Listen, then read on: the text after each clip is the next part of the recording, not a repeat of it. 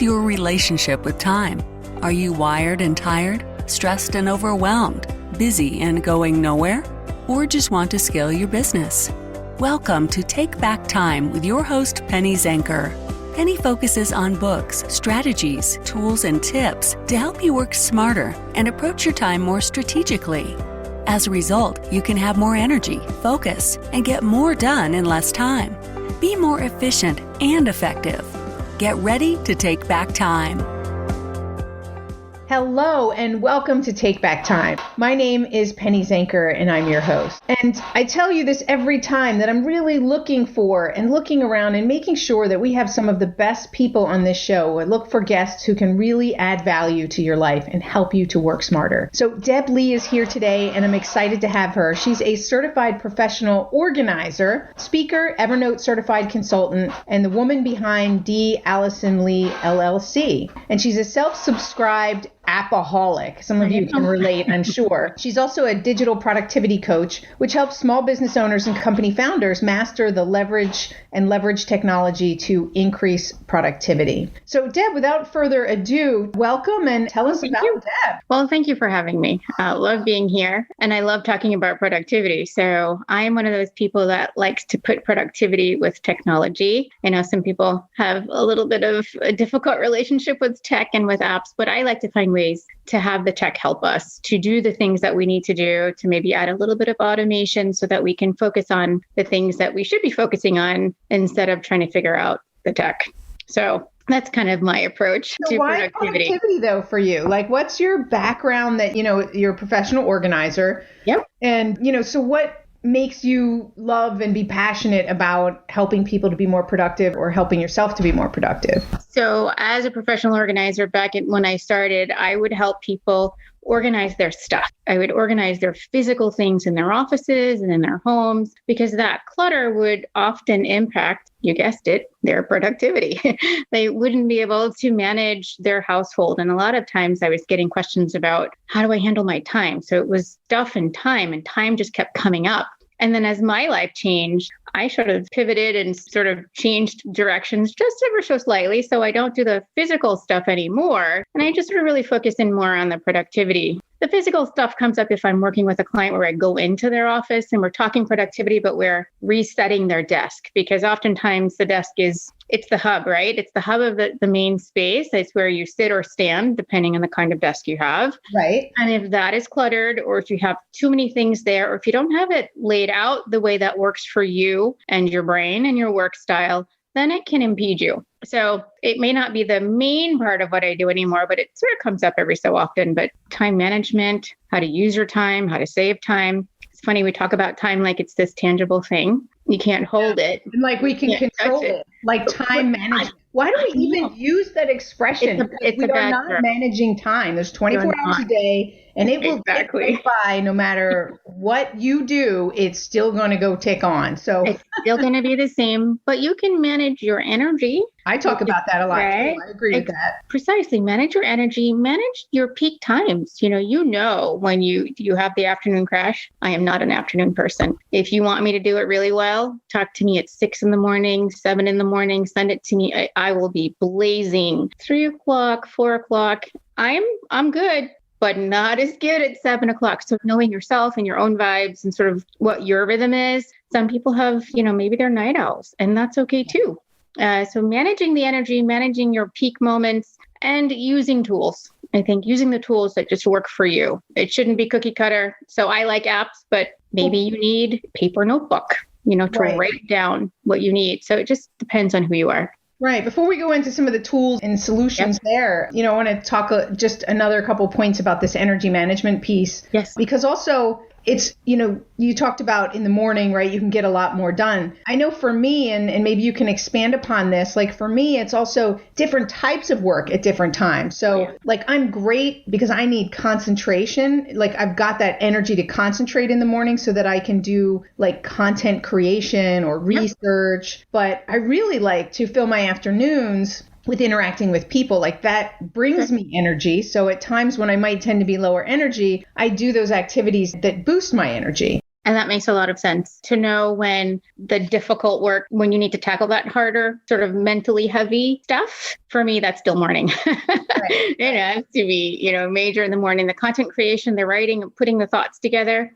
I need morning time for that. If I have to write something at the end of the day, I can still do it and I can do it well, just not as well as if it were earlier in the day. So I think knowing the activities that energize you, and by the way, perfectly okay to get the energy by stepping away from your desk, right? So in the afternoon, I step away from my desk and I usually, if I can't go outside because I also don't like being cold and right now it's frigid, I hate it. So I will just walk around my house or I'll do some jumping jacks. Or more recently, I've been meditating, which is very different than jumping jacks. Yeah, It's different energy. Different energy. And some days call for, okay, Deb, deep breath, focus in on the breath, take 2 minutes. I don't mean 10 minutes, just 2 minutes, just to reset, refocus, getting some water, just getting up from the space often will re-energize me and get me to say, okay, I've reset. I've got another 10 minutes to go. So I usually like to work in small increments of time. At least that's what I tell myself. What are the increments that are right for you? Perfect for me is 45 to 60 minutes. Okay. And sometimes 90 minutes. If I'm writing, 90 minutes is much better because I get in a flow and the words are just pouring out of me. And then other times, you know what, just 10 minutes. I just need the 10 minutes. But usually what happens is I convince myself it's 10 minutes and then it ends up being somewhere around 30. So I double my output just by saying, okay, 10 minutes. That's all you have to give. Nothing more, nothing less. Set your timer. Off you go. And if we wait for motivation to drop in our lap, we'll never do it, right? Motivation is amazing, but we can still get work done without it. And that 10-minute sort of, it's quick. I can do lots of things in 10 minutes. Imagine that. Just cross them off and get going. I can write a paragraph in 10 minutes. Right. Yeah. So I convince myself, and I also picture myself being successful at the end of those 10 minutes. The feeling I will have when I put in what I say I'm going to put in, and because I know that I will probably put in 30 minutes, I say, you know what? You're going to be really happy that you did this right now. You're going to feel great when you're done. And that feeling that hasn't happened yet, but will, also propels me forward. So there's a combination of things that I think I know about myself that a combination of things that I do to help myself. And I think for people watching, they need to figure out what those things are for them. So I'm a firm believer in talking to myself. I may not answer all the time, but I do talk myself through situations. And I think if we know what those things that work for us are, we need to create a routine around them. Absolutely. I love that. So for you procrastinators out there, you don't have to wait for the motivation. These are strategies that you can use to get started. And then once you're started, right, momentum happens. Oh, yeah. Momentum just starts to come. And if it doesn't come, it's okay. But you put in your 10 minutes or your 20 minutes. Right. And then you can move on to the next thing. Right. And I think you made an important point. And that's why I asked you, what's your time frame for your time blocks or your segments, is for people to understand what their attention's, given that they're blocking out, taking away some of the distractions or whatever, how long can they focus? Because some people just have short attention spans and 20 minutes is a better block for them. Whereas other people can do a 90-minute stretch, no problem, right? So it's good to know who you are and work with your energy type. And maybe every 20 to 30 minutes, you need a quick energizer, and then you can get back into it. Yeah, there's no cookie cutter here. And there's nothing wrong with you. So I can't sit for 60 minutes. There's nothing wrong with you. Okay, then get up. Don't sit for 60. Don't torture yourself. We do, right? We'll just stay there and we'll be like, no, don't do that. Don't do that to yourself at all.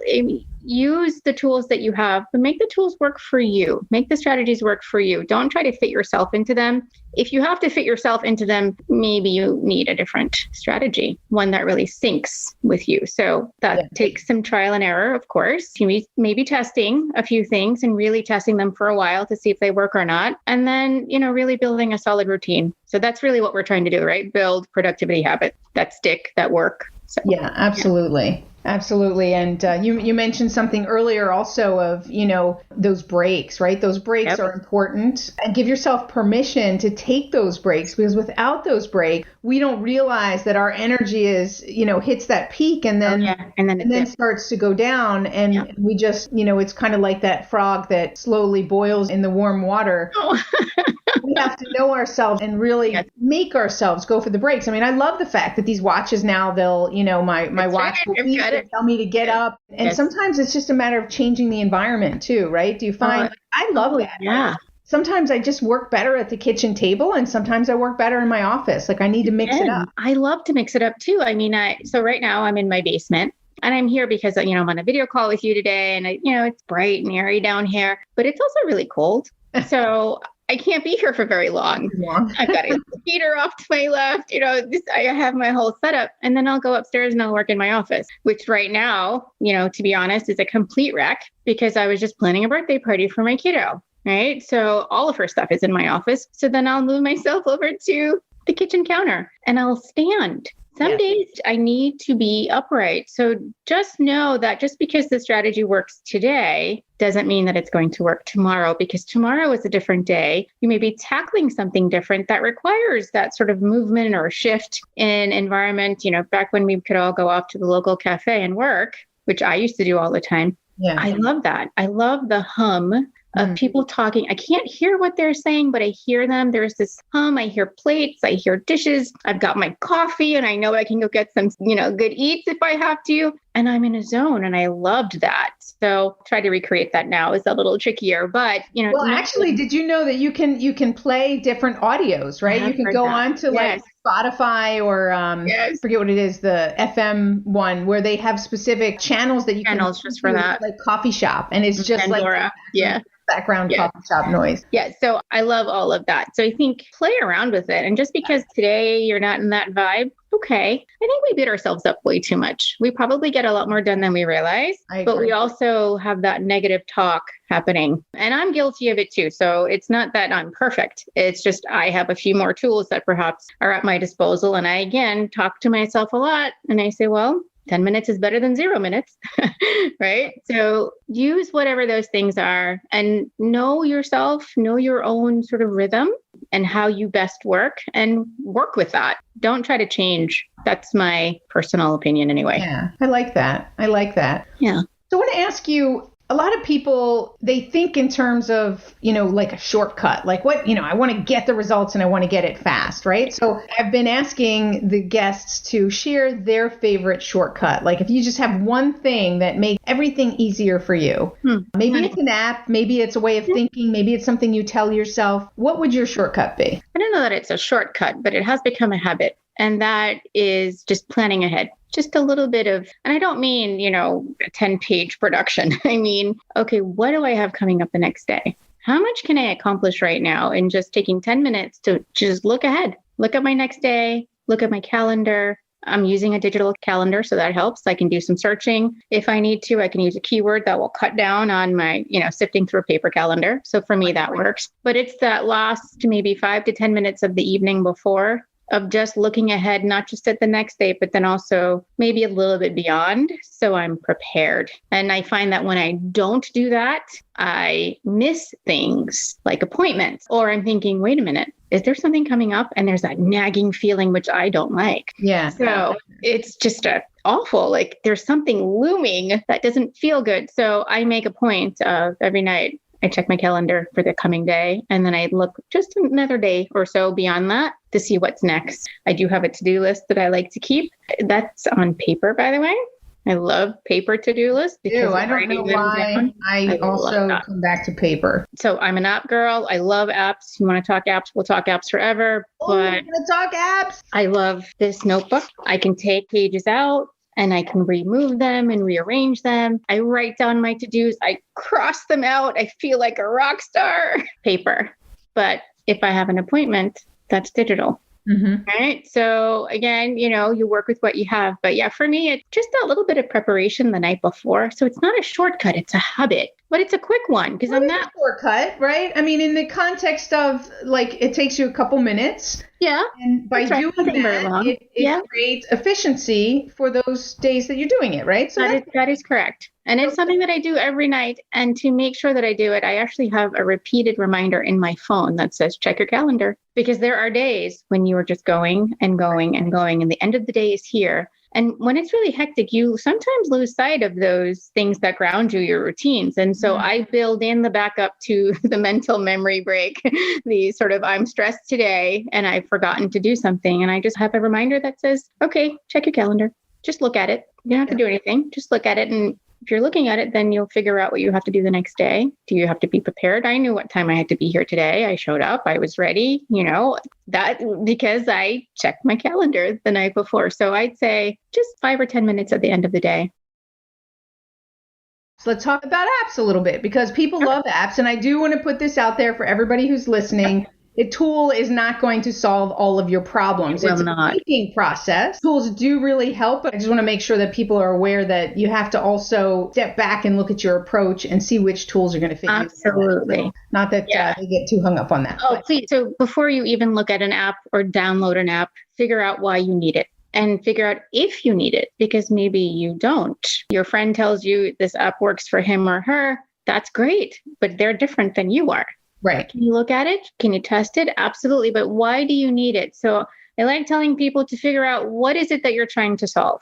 We're solving for why, go back to my days in high school, right? What are you trying to solve? What's the issue? And then map out what the steps are. So what, the buzzword is workflow. That's pretty much what it is. Step by step by step. Step 1, step 2. What is it that you're trying to do? Where's the hole? Do you have a hole? And if the answer is yes, is technology the best way to fill it? If the answer is yes, then go searching for the best tech tools to help you to do that. The answer doesn't always equal yes, right? And if you're tech averse, let's find an analog way of doing it. That's okay too. But figure out the problem first, and if technology can solve it for you. And then if the answer is yes, go get it. So I absolutely agree with you on that. 100%. Awesome. So share some of the tools. If you were to say, today, I'm going to take your computer and your phone and I'm going to wipe them clean and you're going to add them back. What are the first apps that you're going to add back outside of your mail, your calendar, right? Okay. So outside of that, what are those apps that you rely on day to day? So Evernote is one, because I use it for writing. Evernote is the first place I go to write. It's my hub for any kind of writing of any sort. So definitely like that. And it's also sort of a great place to put all of the brain dumps and the ideas that pop up when you're supposed to be doing something important, and they float to your brain and they're like the shiny squirrel that crosses by your desk. They try to pull your attention away. Evernote is a great place to just sort of throw them in there. So why Evernote? I started with Evernote and it was simple. It was a clean interface. This is years ago. I mean, It has since changed and updated quite a bit. I built a routine around Evernote and writing, and it just stuck because it worked for me. And I love that clean, sort of non-distracting interface that it built around writing. I love that it's robust and that you can use it for other things too. I think that's where people get a little tripped up with it, because unlike... Use it for things it's not really designated for? Is that what you mean? Well, so Trello is project management and it's Kanban style. So boards and lists, it's set up for you. Right. You sort of use the templates as you see fit. Evernote is like this blank canvas, and then you tweak and you fix, and it's like building something of your own. There's nothing really set up. There are templates now these days. When I first started using it, we didn't have that. But you still sort of have to come up with your own way of using it. So I think it's not as intuitive in that way. But for those of us that have been using it for a really long time, I think we've sort of built that habit around it. And for me, that certainly is true. So I connect it very strongly to writing and the brain dump, and even sort of collecting things that I want to refer to later. Evernote is sort of if I had a magazine basket of things I wanted to read and then sort of reread again, I would probably throw it in Evernote because it's sort of my long-term depository. Yeah. And then I would use an app like, say, I haven't used it in a while because Evernote has really sort of taken over, but Pocket or Instapaper were other tools like that, where those would be my short-term reading, those little articles that came across my desk that I just wanted to see. But when I was done with them, I would just delete them. My workflow has changed a little bit. So now I don't really need those two anymore. And I just sort of focus on Evernote primarily. So that's one of them. Okay. Before you go on, I just want to say, I use Evernote too. Okay. I've been using it for a long time. And what I like about it is the searchability. And I think that's why when you talk about dumping everything in there, that's what I do, is I take notes in it and I dump it because I hate the search functionality in my I Mac. know. I hate it. It does not bring up, like it said when I went to Mac years and years and years ago, Yeah. they said that it was better than Windows. It's not. They're all the same. Yeah. But Evernote, without even tagging, it'll find me the Don't need words it. and the text, and it's just Yes. so robust. And that's It why is. I like it. Is it just I can find, maybe there's one word that I know that I used, and it'll bring up 4 notes instead of 100 notes that I need to go through. It's perfect for search. I mean, that's such a great point to bring up. It's powerful. You can search inside of a PDF. You can search text inside of an image. You can save various kinds of content like audio, and you can type it in. You can do handwritten notes and take a picture of that. I mean, it's very versatile, but you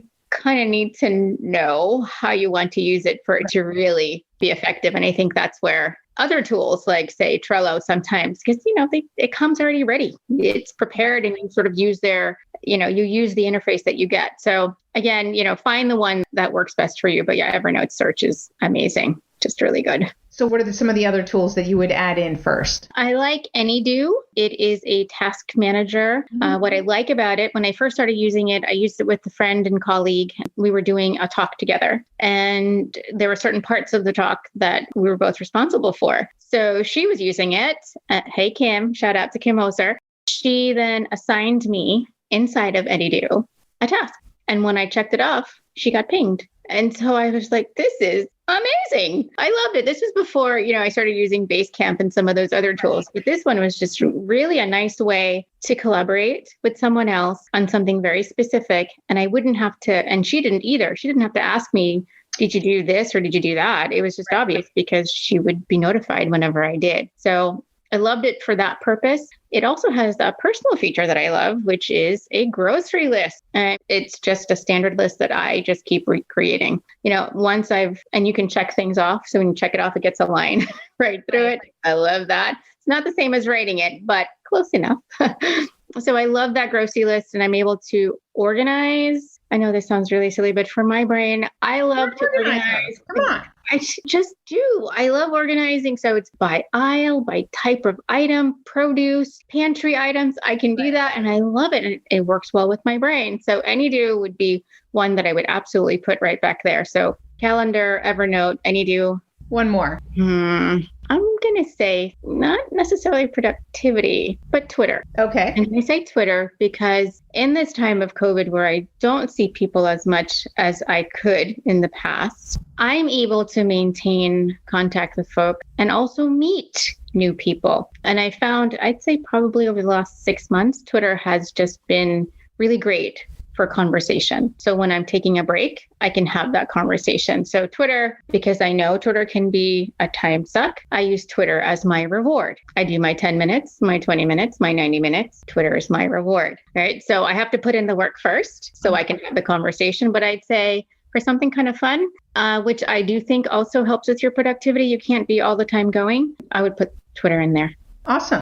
For the last segment, I wanted to talk about, so one of the things that you have for the guests, Yes. I think is you have a time tracker or time tracking worksheet.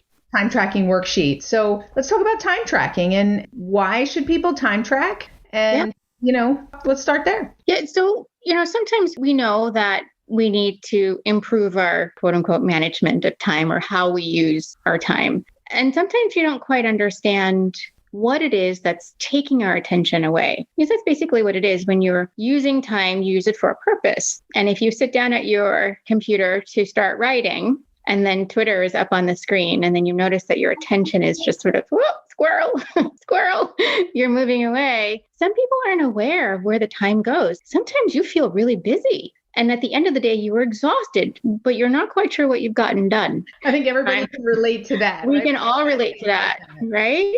So time tracking and seeing where the minutes go, the data doesn't lie, right? The numbers do not lie. Right. If you have an hour to complete something and the hour is up and you haven't gotten anything done, well, let's assess. Let's see where the time went. Because when you know where the time went, you can make a plan to adjust that. So a few minutes ago, I said Twitter can be a time suck. All of social media can be a time suck, really. Honestly, we all know that. So I use it as my reward.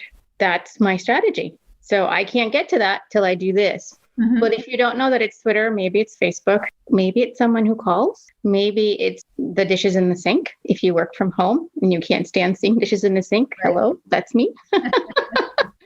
All right. So everything has to be clean before you start working. So tracking your time gives you the opportunity to figure out where it goes, what's working, and what needs to be addressed. And so for me, time tracking shouldn't be this, oh gosh, it's awful. It's really an opportunity to make some change, some good change, and to keep what's working. So tracking your time, whether you do it manually or you use spreadsheet or something, put in, at 6 a.m. I woke up and then I went down to get coffee at 6:30 and sort of map out your day, because it might also show you if you're working too much, right? And not spending enough time doing other things outside of work, because then overwork brings us closer to burnout and exhaustion, right? So we're looking for, dare I say, a balance or an integration.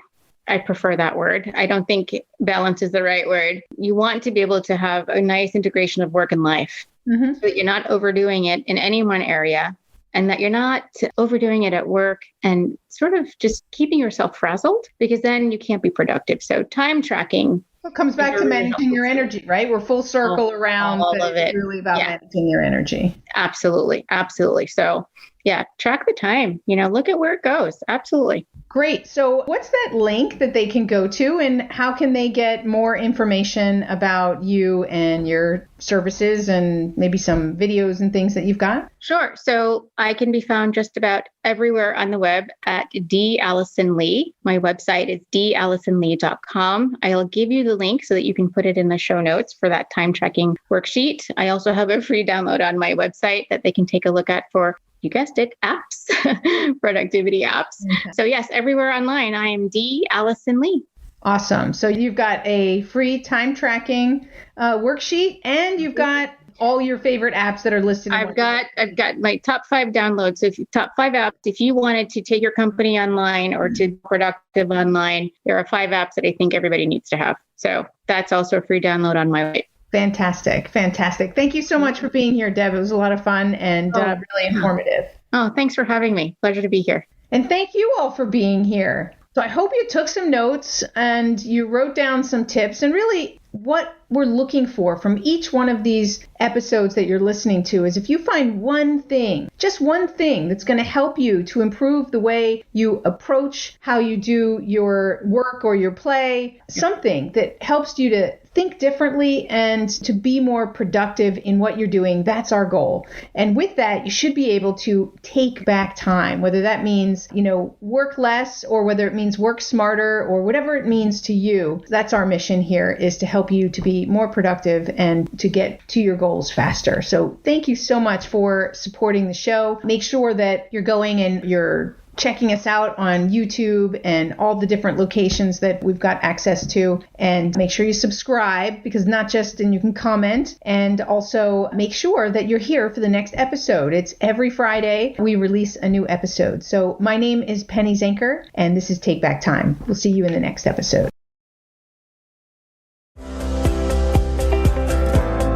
Thank you for listening. Today's topic is another opportunity for you to put the knowledge you learned into practice. Tune in again next week for more strategies that will help you have more energy and focus to get more done in less time, so you can continue to take back time.